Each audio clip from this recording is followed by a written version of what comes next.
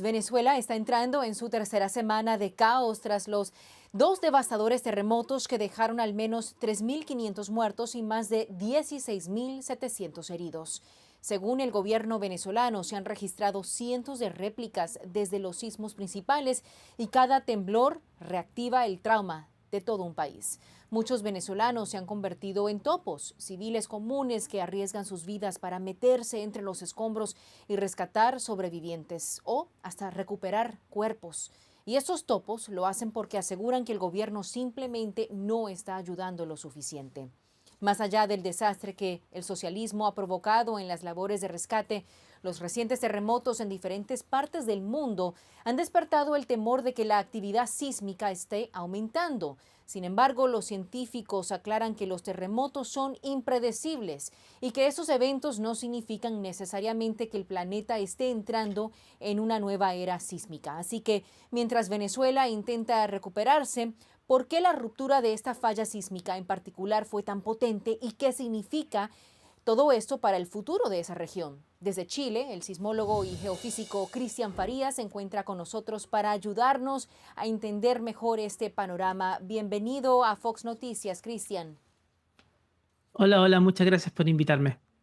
Cristian, lo que ocurrió en Venezuela se conoce como un doblete sísmico. Es un fenómeno algo inusual. ¿Qué es lo que lo hace tan inusual, además que ocurrió con pocos segundos de diferencia? Es algo inusual, es cierto, pero la física que está detrás no es tan tremendamente inusual.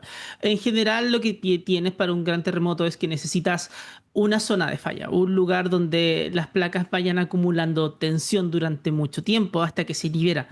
El caso es que en Venezuela no solo tenías eso, sino que también tu sistema de fallas era un poquito más complejo geométricamente hablando. Entonces lo que pasó fue que primero tienes un sismo inicial de magnitud 7.2, bastante superficial, y 40 segundos después se suelta la otra parte de la falla que tiene una geometría levemente distinta. Es como si fuera un sistema un poco más complejo, el que se va liberando como por partes. Primero la del 7.2 y luego la del 7.5.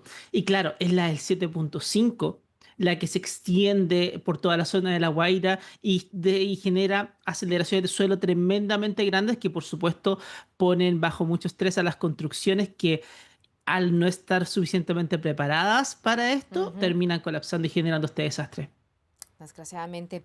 ¿Es una coincidencia que hayan ocurrido varios terremotos tan fuertes en distintos países, distintas partes del mundo, como mostramos en ese mapa, casi al mismo tiempo, alrededor de esa fecha del 24 de junio? Sí, es una coincidencia, pero aparte también es algo que en ese caso sí pasa muy seguido. Lo que muestran justamente son las localizaciones de sismos que van pasando en el mundo y que ocurren en los lugares más típicos de todo el mundo en general. Está la zona de subducción en Japón, lo que ocurre en California, lo que va ocurriendo en México también. Cada uno tiene sus límites de placa distintos que van ocurriendo sismos a su dinámica propia.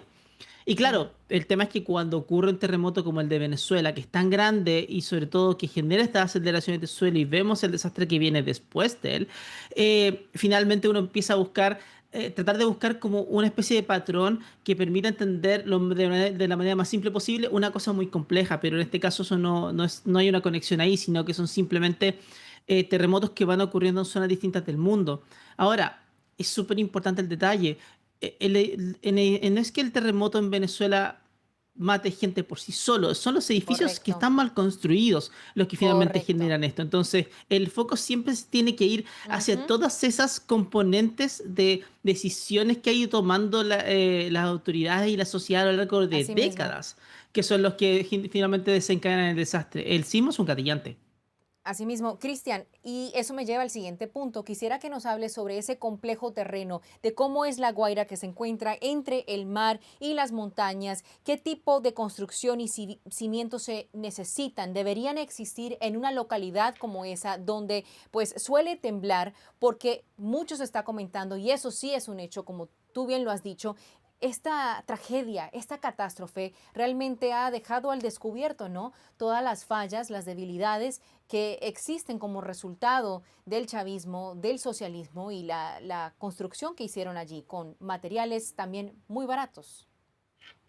Claro, lo que siempre tan multifactorial, siempre tiene tantas complejidades. Eso es un aspecto muy importante que hay que tener en cuenta, porque Venezuela tiene una historia de terremotos anteriores y la zona de La Guaira en particular es un lugar donde siempre han ocurrido aluviones a lo largo de muchos años, geológicamente hablando. El tema Ujú. es que ahí mismo es donde ocurre el desastre en 1999 con una serie de aluviones bastante complejas y luego cuando se va construyendo encima, el problema es que tienes que construir tomando las medidas adecuadas para esa zona. En general, un ingeniero te va a decir siempre que se puede construir en cualquier lado. Lo que tienes que tener es el cuidado de qué medidas vas a tomar para poder adaptarte al terreno donde estás. Sin embargo, cuando eso no pasa es porque no estás tomando en cuenta que tienes este escenario al frente. Eso puede pasar Ujú. por varios factores. Puede pasar porque alguien simplemente no consideró que esto podía ocurrir, pero en este caso todo el mundo sabía que podía ocurrir. Las autoridades de la época tenían informes claros de que aquí en Ujú. esas zonas tenían problemas, que iban a tener problemas en el futuro, y la evidencia de los terremotos anteriores de la zona también te mostraban que tenías problemas ahí.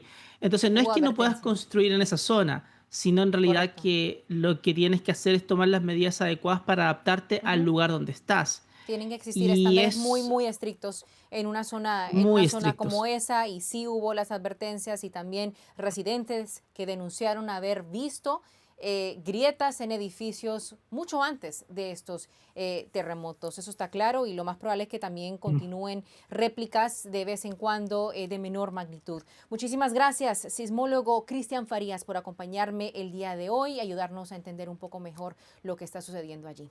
Buen día. Muchas gracias a ustedes, que tengan un buen día.